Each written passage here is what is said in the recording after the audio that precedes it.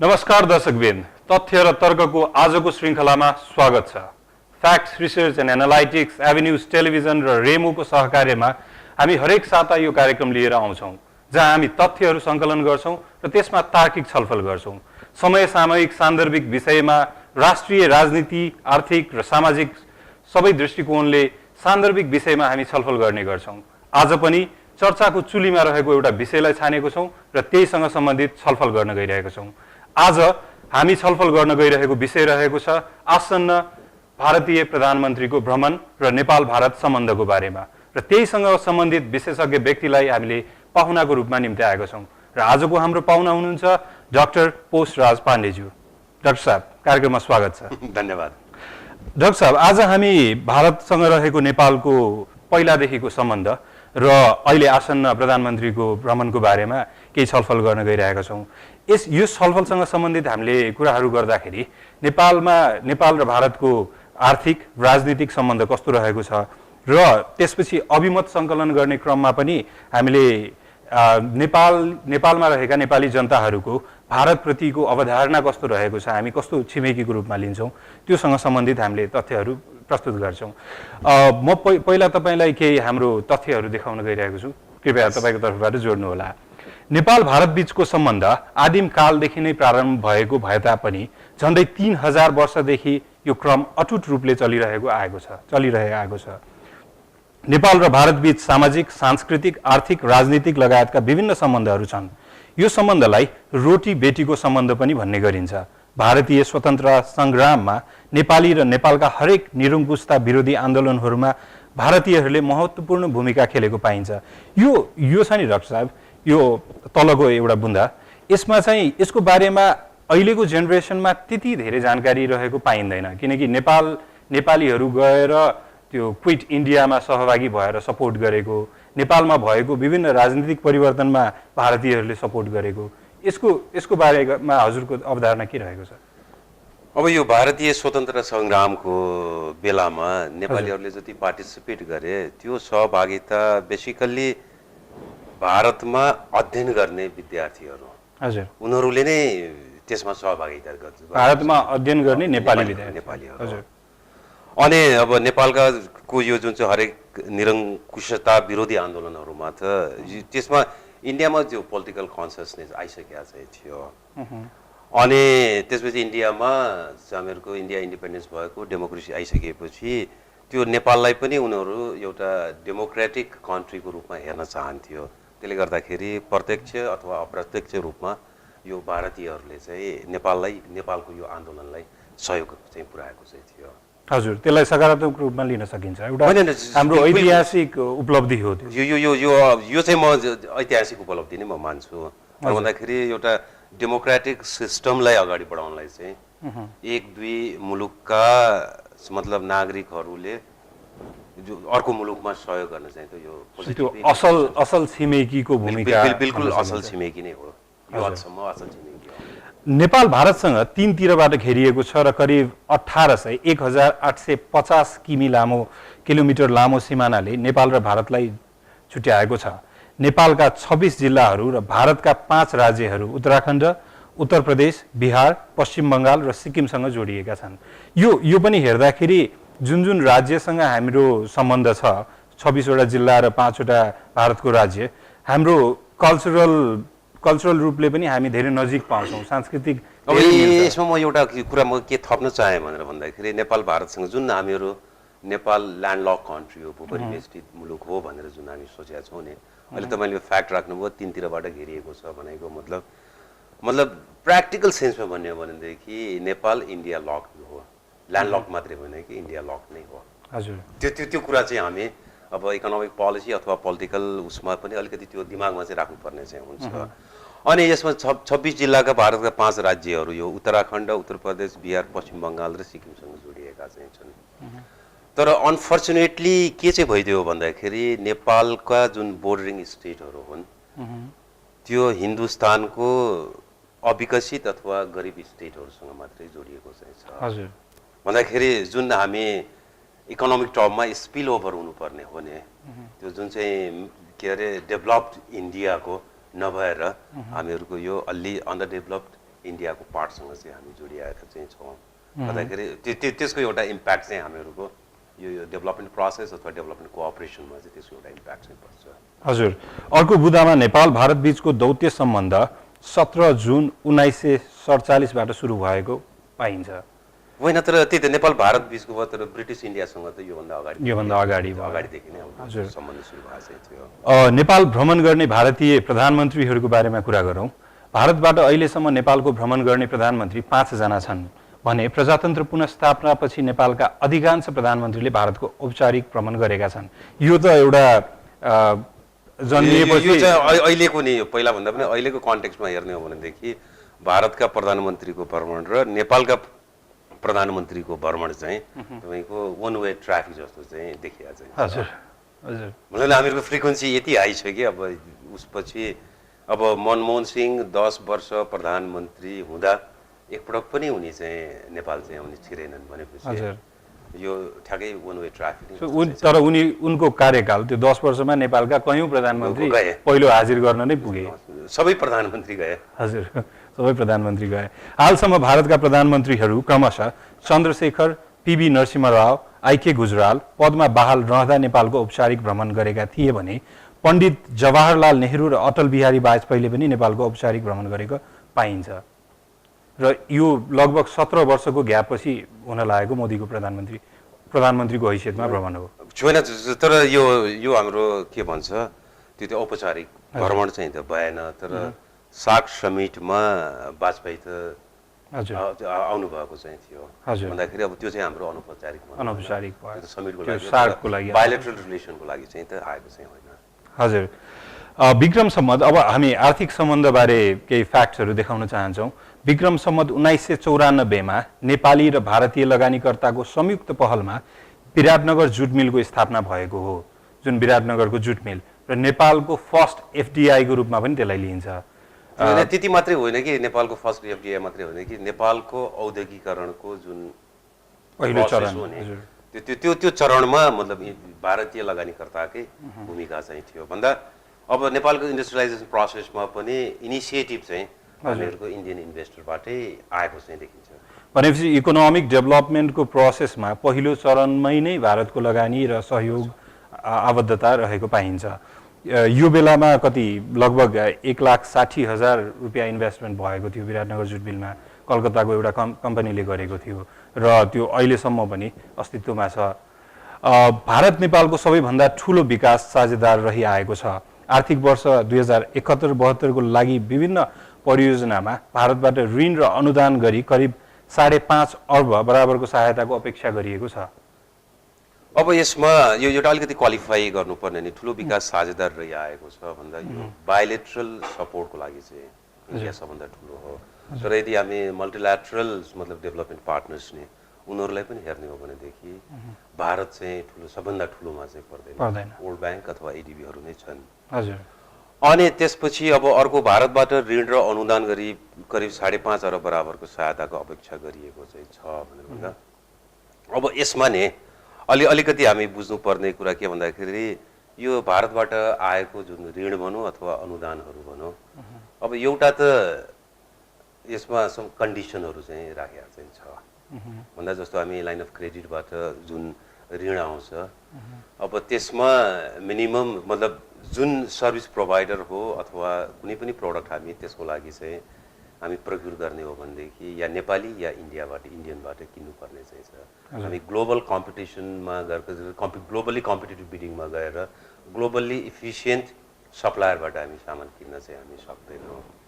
अनि अर्को यही त अनुदानकोमा कुरा गर्ने हो भनेदेखि अब 2-3 वटा एनामोली जस्तो चाहिँ मलाई चाहिँ लाग्छ। जस्तो तपाईँको यतातिर इन्डियाले हामीहरूलाई स्कलरसिप दिएको चाहिँ छ। हजुर, तर इन्डियाले दिएको स्कलरसिप दिएकोमा सिलेक्सन कसले गर्छ त भन्दा अब इन्डियन एम्बेसीले नै विज्ञापन निकाल्छ, टेस्ट उसैले ल्याए हुन्छ अनि त्यसपछि फाइनल रिजल्ट पनि इन्डियन एम्बेसीले नै गरे हुन्छ भन्दाखेरि यदि यसमा नेपालको सरकारको पनि इन्भल्भमेन्ट अथवा नेपाल सरकारको रेकमेन्डेसनमा यदि इन्डियाले भारतले त्यो स्कलरसिप दिएको भए त्यो चाहिँ राम्रो चाहिँ हुन्थ्यो। अब त्यस्तै एउटा यो साना परियोजना विकास कार्यक्रम भन्ने चाहिँ छ भन्दा अब त्यसमा त्यसको लागि निवेदन दिने ठाउँ कहाँ भन्दाखेरि इन्डियन एम्बेसी हजुर भन्दाखेरि त्यसमा प्रोजेक्टको सिलेक्सन पनि उनीहरू नै गर्छ, एप्लिकेसन पनि इन्डियन एम्बेसीले नै कल गर्छ अथवा त्यसको सिलेक्सन पनि हुन्छ, जबकि अब त्यो अनुदान चाहिँ हामीहरूको रेड बुकमा चाहिँ रिफ्लेक्ट भएको चाहिँ छ भन्दा यदि त्यो प्रोजेक्टको सिलेक्सन र अनि यो अनुदानमा पनि नेपाल सरकारको रेकमेन्डेसनबाट यदि त्यो सहायता चाहिँ दिइदिने हो भनेदेखि त्यो चाहिँ राम्रो चाहिँ हुन्थ्यो जस्तो मलाई लाग्छ। हजुर भारतीय लगानीकर्ताबाट नेपालमा करिब 582 परियोजनामा 44 अर्ब बराबरको प्रत्यक्ष लगानी रहेको छ। यसो हेर्दाखेरि नम्बर अफ प्रोजेक्ट अनुसार परियोजनाको सङ्ख्याको अनुसारमा चाहिँ चाइना सबभन्दा धेरै रहेको पाइन्छ, तर volume wise financial volume wise चाहिँ इन्डियाको त अब टोटल फरेन डिरेक्ट इन्भेस्टमेन्टमा लगभग 70% जसो चाहिँ मतलब इन टर्म्स अफ हामीले क्यापिटल भनौँ, इन टर्म्स अफ भ्यालु त्यो चाहिँ 70% चाहिँ मतलब बाह्य प्रत्यक्ष लगानीमा भारतको चाहिँ हिस्सा चाहिँ छ। हजुर दुई देश बीचको व्यापार सम्बन्ध अझ सुदृढ बनाउने अभिप्रायले नेपाल र भारत बीच सन् 2011 मा विपा सम्झौतामा हस्ताक्षर भएको छ।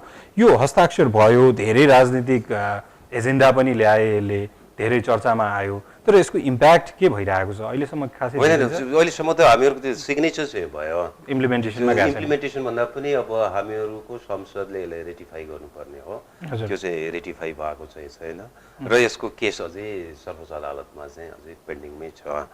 भनेपछि 3 वर्ष यो हल्ला मात्रै यो हल्ला मात्रै भयो, यसको इम्प्लिमेन्टेसन के पनि भएको चाहिँ छैन। हजुर भारतसँगको निर्यात हेर्दाखेरि कुल निर्यातमा भारत र अन्य मुलुकको हेर्दाखेरि लगभग 2066 र 67 मा हेर्दाखेरि 60% कुल निर्यातमा भारतसँग हाम्रो लगभग 40% रहेको छ भने अन्य मुलुकसँग 20%। यसरी नै हेर्न आउँदाखेरि अहिलेको यो 8 महिनामा हेर्दाखेरि पनि त्यही रेसियो देखिन्छ, 40 र 20 कै छ। भनेपछि हाम्रो इकोनोमिक डिपेन्डेन्सी पनि त्यहाँ निर्भरता त धेरै नै देखिन्छ नि भारतमा। कस्तो तपाईँ 40 र 20 को रेसियो केमा चाहिँ भन्नुभयो? कुल निर्यात हाम्रो जति होइन, भारतको त 2/3 चाहिँ हामीहरूको भारतको चाहिँ शेयर चाहिँ 2/3 चाहिँ छ। अब यसमा हाम्रो भारतको त्यही त 40 यो 8 महिनाको चाहिँ यहाँ डेटा चाहिँ रहेछ। अहिले हाम्रो 11 रेसियो हेर्दाखेरि खासै 8 महिनाले पनि त्यही कन्टिन्यू त्यति फरक चाहिँ त्यति छैन, लगभग 2/3 चाहिँ हामी त्यसरी नै हुन्छ र अब अहिले लगभग 54 अरब जस्तो चाहिँ भएको चाहिँ छ। अब यसमा हेर्ने भनेदेखि हामीहरूको इन्डियासँगको जुन चाहिँ ग्रोथ हुनुपर्ने हो नि, एक्सपोर्टको ग्रोथ तपाईँ 66बाट राख्नुभयो, लास्ट 10 इयर्सको चाहिँ हामी ग्रोथ हेर्ने हो भनेदेखि लगभग 6% को मात्रै ग्रोथ चाहिँ हामी चाहिँ एक्सपोर्टको निर्यातको ग्रोथ चाहिँ इन्डियासँगको ग्रोथ हामी त्यति मात्रै हामी देख्छौँ। तर हाम्रो एक्सपोर्ट मार्केटमा मतलब डोमिनेन्ट पोजिसन चाहिँ इन्डियाकै छ। हजुर मतलब जति वर्षको उसमा पनि अब यसमा त्यही त अब तपाईँ आयातको कुरा पनि ल्याउनु भयो, तर त्यसमा म अलिकति थप्न चाहिँ म के चाहन्छु भन्दाखेरि आयात र निर्यातको जुन रेसियो भने मतलब 2003 मा हामीहरूको 40% चाहिँ रेसियो चाहिँ थियो, इम्पोर्टको रेसियो एक्सपोर्ट इम्पोर्टको रेसियो 40% थियो। भनेको मतलब हामी 1 रुपियाँ के अरे आयात गरेका छौँ भनेदेखि 40 पैसा बराबरको चाहिँ हामी निर्यात गरेका चाहिँ स्थिति चाहिँ थियो 2003 मा, 10 वर्ष अगाडि। तर अब अहिले चाहिँ 1 रुपियाँ इम्पोर्ट गरेका चाहिँ छौँ भनेदेखि हामी लगभग 12-13 पैसा मात्रै हामी एक्सपोर्ट गर्न सकेका छौँ। भन्दा ओभर द पिरियड जुन हामीको एक्सपोर्ट इम्पोर्ट रेसियो हो भने त्यो रेसियो चाहिँ घट्दै गएको छ। भनेको मतलब हामीहरूको इम्पोर्टको डिपेन्डेन्सी चाहिँ बढ्दै गइरहेको छ। हजुर सो आयातमा पनि आयातमा जो अहिले डरलाग्दो तपाईँ त्यही त यो ट्रेन्ड हेर्नुभयो भनेदेखि लास्ट 10 इयर्समा अब 6% को ग्रोथ चाहिँ हामीहरूको एक्सपोर्टमा चाहिँ थियो भनेदेखि लगभग 17-18% को ग्रोथ चाहिँ हामीहरूको इम्पोर्टमा चाहिँ छ। त्यसले गर्दाखेरि एक्सपोर्टको ग्रोथ जुन ब्यालेन्स चाहिँ त्यो चाहिँ छैन। त्यो कारणले अब हाम्रो व्यापार सन्तुलन चाहिँ भारतसँग ओभर द पिरियड बढ्दै गइरहेको छ। अब अहिले त्यही त लगभग 10 वर्षमा 22-23% को एभरेजमा चाहिँ हजुर ग्रोथ भइरहेको छ। 66-67 को आर्थिक वर्षमा हेर्दाखेरि हामी 313 माइनसमा छौँ भने अहिले आएर 300 होइन। अब अहिले त तपाईँको 8 महिनाको यो कुरा चाहिँ 263 चाहिँ भयो। हजुर तर अब अहिले चाहिँ त 11 महिनामा लगभग 376 जसो चाहिँ छ। अहिले 1 वर्षको डेटा हुँदाखेरि लगभग 400 अरब चाहिँ हामीहरूको। सो यहाँ हेर्दाखेरि 1 वर्षमा 177 थियो भने अहिले 8 महिनामा मात्र 263 हामी माइनसमा छौँ। यो वर्षमा हाम्रो 400 अरब चाहिँ 66-67 मा 177 थियो भनेदेखि अब अहिले 70-71 मा आउँदा हाम्रो लगभग 400 अरबको चाहिँ हामीहरूको व्यापार घाटा भारतसँग चाहिँ हुन्छ। त्यो भनेको कति भन्दाखेरि टोटल जिडिपीमा लगभग 21% जस्तो चाहिँ हुन्छ। भनेको एउटा कन्ट्रीसँग हामी टोटल हामीहरूको उत्पादन ग्रोस डोमेस्टिक प्रोडक्टको 21% हामी डेफिसिटमा गइरहेछौँ। भन्दा यसले त हामीहरूको अर्थमन्त्री भनौँ या गभर्नर भनौँ या अरू पोलिसी मेकर उनीहरूको त निधाराम हुनुपर्ने हो, खै निधाराम त भयो जस्तो लाग्दैन। यसरी यो चार्ट हेर्दाखेरि पनि हजुरले भन्नुभएको जस्तै यो 8 महिनामा मात्र 304 भन्दाखेरि यो हजुरले भन्नुभएको जस्तै चार्ट लगभग पुग्छ र यसरी बढिरहेको छ। जुन हजुरले भन्नुभएकै शब्दमा भन्नुपर्दा निधाराम चाहिँ भइरहेको छैन, तर यो राम्रो कुरा होइन हाम्रो अर्थतन्त्रको लागि। यसरी नै अगाडि बढ्दाखेरि व्यापार हिस्सामा हाम्रो प्रथम 8 महिनाको मात्र कुरा गर्दाखेरि भारतको कति रहेको छ र अन्य मुलुकको कति रहेको छ हेर्दाखेरि लगभग भारतभन्दा अन्य मुलुकभन्दा हामी दोब्बर नै भारतमा मतलब 1/3 अरू मुलुकको छ भनेदेखि 2/3 चाहिँ हाम्रो भारतसँगै छ। हजुर, व्यापारको हिस्सा। आयातमा हाम्रो पेट्रोलियम पदार्थ, यातायातका साधन तथा पार्ट्स, मेसिनरी, पाट पूर्जा, सिमेन्ट, धागो र औषधि यो प्रमुख 6 वटा रहेको छ र यसरी नै अन्य धेरै छन्। खाने तेलहरू, तरकारीहरू यिनीहरू धेरै छ, फलफुलसम्म धेरै रहेको छ र चुनावको ताका त हामीले फुल नै लगभग 20 करोडको भित्र आयौँ भन्ने। अहिले तपाईँको यहाँ छुटेको अहिले के अरे चामल चाहिँ छुटेको चामल पनि अहिले लगभग तपाईँको महिनामा 1 अरब प्लसमा चाहिँ हामी चामल चाहिँ हामी भारतबाट आयात चाहिँ गर्छौँ। यसरी हेर्दाखेरि निर्यात हुने हामी नेपालबाट भारत पठाउनेमा अलैँची, अदुवा, जिआई पाइप, तार, जिङ्क सिट, ढुङ्गा र बालुवा रहेको छ। अब त ढुङ्गा र बालुवा घट्छ होला सायद, होइन? अहिले त हामी ब्यान गरिसक्यौँ। भन्दाखेरि अब हामी त्यो दुईवटा चाहिँ छ। एउटा त एग्रिकल्चर प्रडक्ट भनौँ, जस्तो तपाईँको अलैँची, अदुवा भयो, अनि चिया पनि राम्रै हामीहरूको एक्सपोर्ट चाहिँ हुन्छ। हजुर। अनि अर्को म्याप्स भनेर भन्छ, मेडिसिनल एन्ड हर्ब के अरे एरोमेटिक प्लान्ट हर्ब्सहरू पनि त्यो राम्रै एक्सपोर्ट चाहिँ इन्डियासँग राम्रै पिकअप गरेको चाहिँ छ। भन्दा हामीहरूको एक्सपोर्ट चाहिँ एग्रिकल्चर अथवा अरू प्राइमरी गुड्स चाहिँ हो र अनि त्यसपछि अरू अब जस्तो यो जिआई पाइप, जिङ्क सिट भन्ने कुरा चाहिँ हामीहरूको बेसिक। अनि अरू प्रडक्टहरूको एक्सपोर्ट हुने भनेको इन्डिया र नेपालको बिचको जुन भन्सारको चाहिँ छ डिफ्रेन्स चाहिँ छ नि, कस्टम ड्युटीको डिफ्रेन्स, त्यसले चाहिँ प्रमोट गरेको इन्डस्ट्री। यसरी हेर्दाखेरि नि डाक्टर साहब, जस्तै हामीले जुन आयात गर्छौँ सामग्रीहरू, त्यो चाहिँ ह्युमनको लागि, मानवको लागि बेसिक नेसेसिटीको सामानहरू धेरै छ जो जीवनमा चाहिन्छ नै, चामल लगायत औषधि, पेट्रोलियम पदार्थ। तर हामीले निर्यात गर्ने चाहिँ त्यति महत्त्वपूर्ण कुराहरू रहेको पाइँदैन। भनेपछि हजुरले भन्नुभएको त्यो ट्रान्ज्याक्सन चाहिँ कस्टम ड्युटी र अरू कारणहरू त्यति भने जस्तो हामी जिङ्क सिटको कुरा गरौँ, जिआई पाइपको कुरा गरौँ, वास्तविक त्यो चाहिँ हाम्रो कम्पेरिटिभ एडभान्टेज र कम्पिटिटिभ एडभान्टेज नि नेचुरल वेको कम्पिटिटिभ एडभान्टेजको कुरा चाहिँ हुँदैन। हजुर। तर त्यो फ्याक्टरले गर्दाखेरि यतातिर आएको के अरे हाम्रो एक्सपोर्ट गर्न चाहिँ हामी सकिया हो। मैले कार्यक्रमको सुरुवातमा भनेको जस्तै हामी यसमा चाहिँ फ्याक्ट सिट प्रेजेन्ट गर्छौँ र त्यसपछि अवधारणाहरू पनि हामीले सङ्कलन गरेका हुन्छौँ र यही सब्जेक्टसँग सम्बन्धित हामीले केही प्रश्नहरू राखेका हुन्छौँ र एभेन्युज टेलिभिजनको संयन्त्र र फ्याक्ट्सको मेकानिजम अनुसार हामीले विभिन्न ठाउँबाट अभिमतहरू सङ्कलन गर्छौँ। त्यसमा राखेको थियौँ हामीले 3वटा प्रश्न यसपालि, र त्यो प्रश्न हामी र त्यसबाट आएको अभिमतहरूतिर छलफल गर्न लाग्छौँ। एक नेपालीको नजरले भारतलाई तपाईँ कसरी हेर्नुहुन्छ? असल छिमेकी, गलत छिमेकी भनेर राखेको थियौँ। तपाईँले वैकल्पिक उत्तर छान्नुपर्दा कुन छान्नुहुन्थ्यो होला? म असल छिमेकीमै म राख्छु होला। असल छिमेकीमै राख्नुहुन्छ। हेरौँ कसरी आएको छ फाइन्डिङ्स। हामीले एक नेपालीको नजरले भारतलाई तपाईँ कसरी हेर्नुहुन्छ, गलत छिमेकी, असल छिमेकी राख्दाखेरि 67%ले असल छिमेकी भन्नुभएको छ भने केवल 33%ले गलत छिमेकी भन्नुभएको छ। भनेको तपाईँ जस्तै 67%ले त्यसमा सहमति जनाउनु भएको छ। तर 33%ले गलत छिमेकी भनिरहनुको कारण के होला जस्तो लाग्छ तपाईँलाई?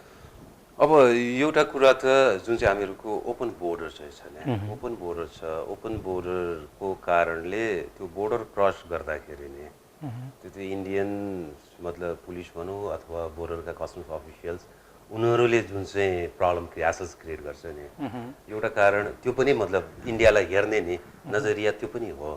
अब त्यसले गर्दाखेरि एउटा फ्याक्टर त्यो एउटा पनि हुनसक्छ।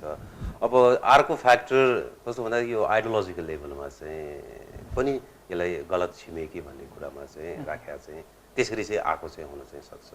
भन्दा इन्डियाले कति कन्टेक्स्टमा त अननेसेसरी अब मान्छेहरूलाई कस्तो फिल भइरहेछ भन्दाखेरि हामीहरूको इन्टरनल अफेयर्समा इन्डियाले इन्टरभेन गरिरहेछ भन्ने कुरा त्यो इम्प्रेसन चाहिँ मान्छेहरूले त्यो चाहिँ लिएको छ त्यो कारणले पनि गलत चाहिँ भएको छ अनि अब कति हामीहरूको एग्रिमेन्ट इन्डियासँग एग्रिमेन्ट भएको चाहिँ छ त्यो एग्रिमेन्टमा चाहिँ एउटा अनइक्वल चाहिँ पर्टिकुलरली यो त्यो वाटर रिसोर्सकै कुरा हाइड्रोकै कुराहरूको एग्रिमेन्ट हेर्ने हो भनेदेखि त्यसमा अनइक्वल चाहिँ एग्रिमेन्ट चाहिँ भयो नेपाललाई जति डिजर्भ गर्ने हो त्यति मतलब बेनिफिट चाहिँ नेपालले चाहिँ पाउन सकेन भन्ने त्यो कारणले चाहिँ उनीहरू नेगेटिभतिर भएको हुनुपर्छ जस्तो लाग्छ अर्को छ नि डाक्टर साहब जस्तै वर्ल्ड पोलिटिक्स हेर्ने हो भने हामीले प्राय जस्तो ठुलो राष्ट्रको साइडमा भएको छिमेकमा भएको सानो राष्ट्रहरूमा त्यो कन्ट्री ठुलो राष्ट्रप्रतिको अलि एन्टी नोइज त आउँछ जस्तै नेपालमा एन्टी इन्डियन नोइज अलिअलि नेचुरली मेक्सिकोमा एन्टी अमेरिकन हुन्छ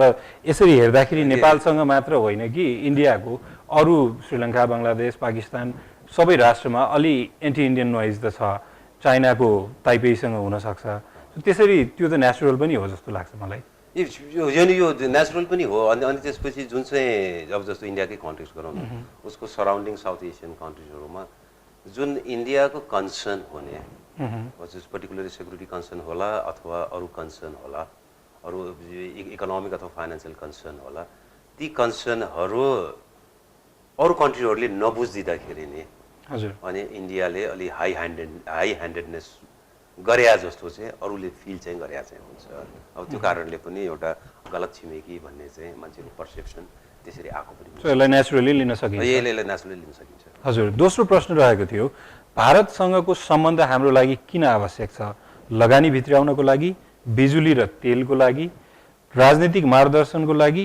तीनतिरबाट सीमा घेरिएकोले गर्दा यो हामीले चारवटा वैकल्पिक उत्तर राखेको थियौँ हजुरले छान्नु पर्दा कुन छान्नुहुन्थ्यो यो बाहिर चाहिँ छान्न सकिन्छ कि सकिँदैन हजुर तर हाम्रो वैकल्पिक उत्तर यति मात्र भएकोले एन्सर यही अनुसार आउँछ तर हजुरले आफ्नो तर्फबाट होइन त्यो अब यसबाट यी चारवटामा छान्नु पर्ने हो भन्दाखेरि त हामीहरूको तीनतिरबाट सीमा घेरिएकोले भन्नेमै म राख्छु ल्यान्डलक भन्दा पनि इन्डिया लक एउटा यो त्यही त अघि म इन्डिया लक कुरा चाहिँ गरेँ अब त्यसले गर्दाखेरि यसले इकोनोमिक इम्प्लिकेसन पनि छ यसको मतलब अनि अर्को पोलिटिकल इम्प्लिकेसन पनि छ हजुर प्लस मतलब कल्चरल इम्प्लिकेसन पनि छ चारैवटा कारण हुन सक्छन् तर प्रमुख प्राथमिकतामा चाहिँ म यो गलाई चाहिँ म चाहिँ गलाई भन्छ यसको उत्तरमा तीनतिरबाट घेरिएकोमा 22% आएको छ लगानी भित्र्याउनको लागि 57%, बिजुली र तेलको लागि 7% भने राजनीतिक मार्गदर्शनको लागि 14%।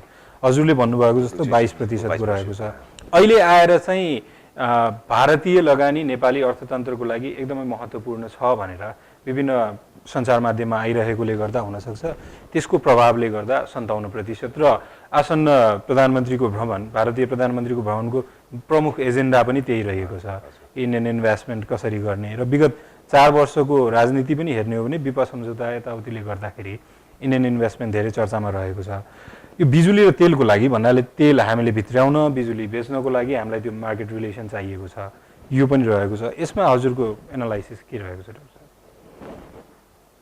मैले अब त्यो अघि म सुरुमै म कुरा गरेँ नि, यो चारतिरबाट जुन चाहिँ हाम्रो यो जियोग्राफिकल लोकेसन चाहिँ छ नि, अब त्यसले गर्दाखेरि पनि हामी इन्डियासँग चाहिँ राम्रो रिलेसन चाहिँ हामी राख्नै पर्ने हुन्छ, नत्र भनेदेखि हामी अरू इन्टरनेसनल कम्युनिटीसँग भएर चाहिँ कटअप हुने चाहिँ त्यो हाम्रो वैदेशिक नीति अनुसार एक किसिमको बाध्यता पनि हो। त्यो रिस्क चाहिँ छ। त्यसले गर्दाखेरि पनि हामी के अरे यो सीमाको कुराबाट चाहिँ हामी जान्छौँ। अब जस्तो लगानी भित्राउनको लागि भनेर भन्दाखेरि हामी इन्डियन इन्भेस्टमेन्ट मात्रै अब त्यो ग्लोबल्ली नै हामी यहाँ राइट काइन्ड अफ मतलब इन्भेस्टमेन्ट क्लाइमेट हामी दिने, राइट काइन्ड अफ इन्फ्रास्ट्रक्चर चाहिँ हामी दिने र राइट काइन्ड अफ पोलिसी चाहिँ हामी एडप्ट गर्ने हो भनेदेखि एउटै देशमा भर परिरहनु पर्छ। अनि इन्डिया पनि आउन सक्ला, चाइनाबाट पनि आउन सक्ला, युरोपबाट पनि आउन सक्ला, जापानबाट पनि आउन सक्ला। त्यसले गर्दाखेरि ठ्याक्कै इन्भेस्टमेन्टकै लागि भन्ने नि मतलब हामीसँग अरू अप्सन पनि हामीसँग चाहिँ छ के, त्यो हामीले लगानी भित्राउनको लागि चाहिँ